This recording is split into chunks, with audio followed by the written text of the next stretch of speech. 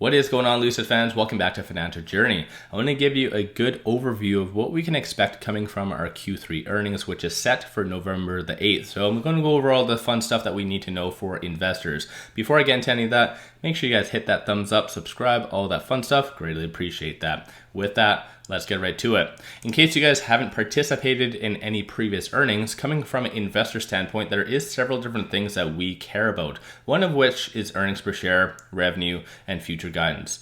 Under future guidance, this is where it can go very much right or very much wrong. This is where they list any positives or negatives that they do anticipate in the future, such as supply chain issues, or on the opposite end, a ramp up in production. So definitely this is where a lot of positive or negatives could come from. And over and above that, though, they do announce as far as reservation numbers and production and delivery numbers. But when it comes down to Lucid, they have already come out with that. So as far as production numbers in Q3, they did 2,282. So definitely a move in the right direction as far as this. So delivered 1,398. First and foremost, when I saw that, I noticed that there was a big discrepancy. Why is there roughly about 700 or whatever it might be vehicles not delivered? So it's one of those things that would fall under the future guidance that they do, hopefully at least need to talk on that. So again, that could be a very positive or negative thing, especially based on the CPI reports. It does show that transportation costs have gone up considerably. So maybe Lucid is trying to have a little bit more of cost savings in that regard, or maybe they're just a supply problem as far as the truck haulers. I'm not sure. Keep in mind, I'm not a financial advisor. Do your own due diligence at the end of the day. But this is where a lot of people do love earnings, because there's so many different things, a wider range of things companies can talk on, unlimited amount of options that they do anticipate or just that went wrong. So there's a lot of different moving parts all at once. But I'm going to go over to Interactive Brokers and break it down for you as far as what we can expect. I typically use a lot of good information provided by them. So this is their dashboard. I am going to be doing a little bit more in depth as far as tutorials based on their platform and stuff like that, because I have been getting a lot of comments as far as where I get my information from, where is this from, so forth. So I do have a link to Interactive Brokers in the comments below, and it is free to sign up. So that's definitely a very positive thing. But under the research section, this is where I do get a lot of good information that I provide in a lot of videos, such as analyst ratings and so forth. But in this particular video, I want to talk on the forecast. And so when it comes down to the estimates, it's a big compilation of all the analysts. So for instance, our upcoming earnings, so under Q3, it was recently upgraded. So that can be seen as a very, very positive sign. And you do see that little upward V. That does mean that we did have a last minute upgrade from an analyst. So that always, typically at least, is a very bullish sign. So when it comes to it though, you can see right now there is 31 cents as far as the estimate, and that is among the 6 analysts that did give us a rating. So when it comes to the high, it is negative 25 cents, low negative 36 cents. Lucid is in between right now. So it is a newer company. We've struggled with production. So I think that's going to be the top priority on a lot of investors' minds. But earnings per share and revenue, although they are very important in this upcoming earnings, probably not so much. So I think if anything, we can let a lot slide, especially like I already mentioned with CPI and inflation going up.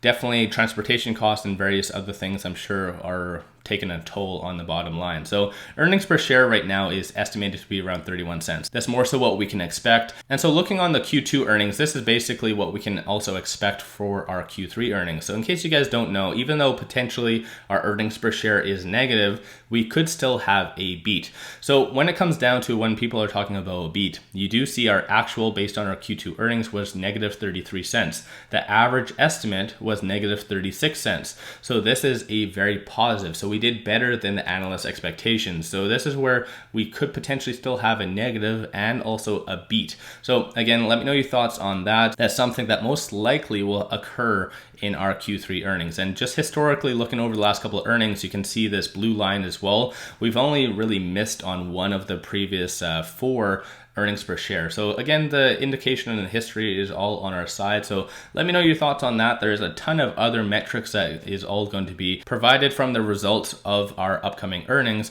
they don't necessarily talk on a lot of these exact points in the actual direct conference call, but it is right here, the revenue. And this is why, plain and simple, why I really like looking at Lucid, for instance, because look at this huge amount of revenue growth, more specifically Q3 2023. That is absolutely amazing. And like I said, we did get a recent upgrade from an analyst, and it comes down to a little bit more of a different circumstance. So I'm just going to give you a quick what I mean by that. So analyst rating, they always come out and talk on various other things.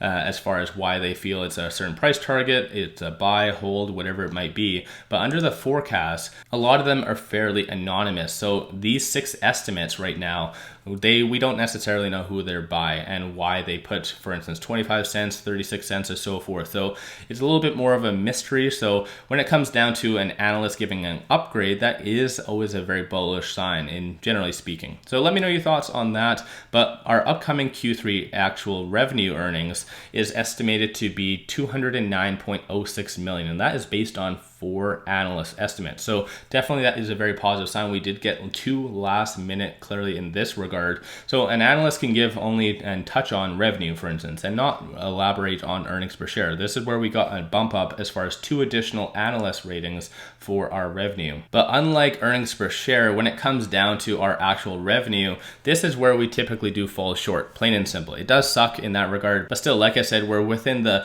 new company phase-ish. So a lot of these we can get away with having a little bit lower than estimate. So let me know your thoughts on that. So as far as revenue, like I said, we are expecting 209.06 million. So based on the actual amount of deliveries that we've done, hopefully that would mean that we did exceed that, just plain on the basic math of that. But again, we are really incorporating Formula E as well. So there's a lot of different factors that's going to play into the revenue. So in my opinion, this might be the one actual earnings that we do beat the estimates of the analysts. So again, that might be something for us to look forward to. But when it comes to this though, hopefully I didn't bore you with a lot of this information. The exciting stuff is plain and simple, the future guidance. But if you do like Interactive Brokers, take a look at that. They are commission free for any US exchange. You can also trade anything as far as Europe. There's a lot of different things. And like I said, the minimum balance is 0. So I do have a link to them in the description below and also the comments. So pop over there if you are looking for a lot of good and fun information. But moving on from here, there's a lot of actual events that did occur also in the Q3 earnings that we can definitely expect that this might result in a little bit higher reservation numbers. Because like I said, reservation numbers are one aspect that we can really look towards whether it shows demand for our product or not. And so again, there's a lot of different things that can play into this. Right now, we do have 37,004 reservations. In the actual Q3, we did have, for instance, right here, as far as Motor Week, we also participated in a lot of the pop-ups. So Q3, they really did push the pop-ups, if you want to call it that, the pop-up studios. So hopefully that might be a little bit more of a positive. Based on all the reservations, it goes to show, and it correlates if you do a lot of math like me. Technically, a lot of the studios, there's a very big correlation between the number of studios and the number of reservations. So definitely goes to show that the studios are doing exactly what they are intended. So when it comes down to these pop-ups, it'll be very interesting to see if they have any stats on that, on how many actual reservations came from those. And then technically, like I said, a lot of just good PR as far as the quail as well. So that was a very good thing. And so again, there's also another good indication that we can use, and it is this. So as far as the actual monthly visits, in September, there was 1.27 million as far as visits on Lucid's websites. Of course, that could be insinuated for multiple different things, but there's a good correlation, like I said, with that and the number of reservations. So hopefully that might mean that we do have a fairly big actual number of reservations. And this was just in September alone. But you can see in September, it was down roughly about 6.23% from August. But still, if you do the math, it's roughly about 1.4 million, give or take, as far as August, the visits. So clearly, we do have a very big demand for our product. So hopefully this will all mean that our reservation numbers will go up. Of course, like I said, under the future guidance, there's a lot of different things Tesla did talk on as far as some supply chain issues coming out of China. That might be something that Lucid does reiterate. And again, Lucid hasn't really followed Tesla per se. So whatever Tesla has had as far as issues hasn't always really translated to Lucid. So again, you have to take that with a grain of salt. Unfortunately, Tesla is the leader in EV. So whatever happens to Tesla does does typically just trickle down to Lucid, whether it's relevant or not. So that's one negative thing that we're currently in. But I think generally speaking, there's a lot of positives going to be coming from our upcoming earnings.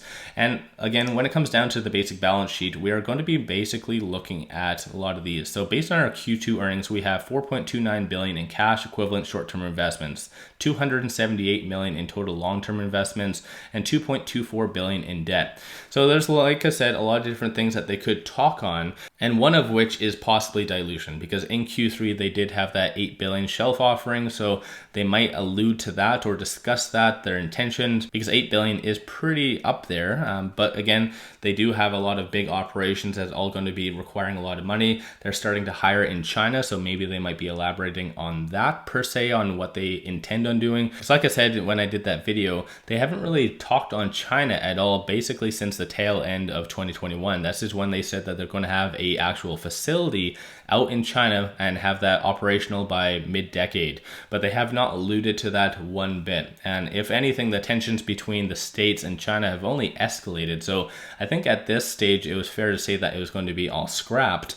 But based on recent hiring, it does look like they are hiring for China. So again, it's one of those things. They recently also have that launch event. So as far as the base pier is going to be unveiled and so forth. So this might be something they do talk on. Like I said, when it comes down to their future guidance, there's a lot of different things they can talk on. And over and above that though, us retail investors have the opportunity to ask some questions. Typically, they only ask the top 3 questions, that is as far as most heavily voted. So what is your production target for 2023? Very good question, in my opinion. The second one, when are you planning to start building and utilizing the railway transportation in Casa Grande?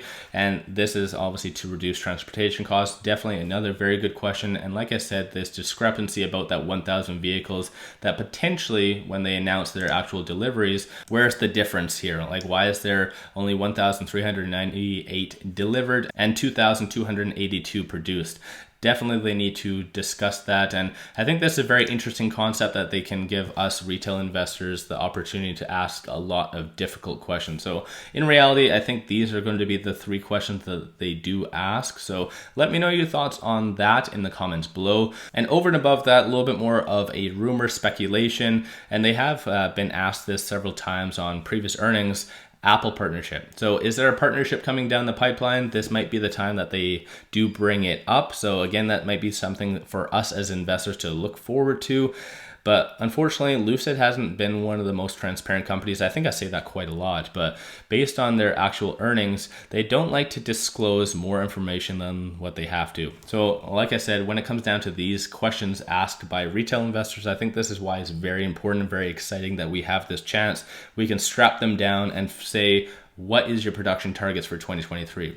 Whereas they might bring that up in the Q4, just might not even bring that up. I don't know. It's one of those things that, like I said, they don't necessarily disclose more information than what they have to. So hopefully they give us a lot of good information, because based on the price point, we have gone down quite a lot. And more specifically, just in Q3, it's been for the most part pretty stagnant, but still very much negative. So let me know your thoughts on that, and if there's any aspect that I did potentially miss from the potential upcoming earnings, and let me know in the comments below about that. If you haven't already, hit that thumbs up, subscribe, do all that fun stuff. It's always greatly appreciated. If you do like my channel and support the growth, take a look at my memberships, link in the description below, or just hit the join button at the bottom of the screen. With that, appreciate you guys watching. Let's all make a lot of money on Lucid.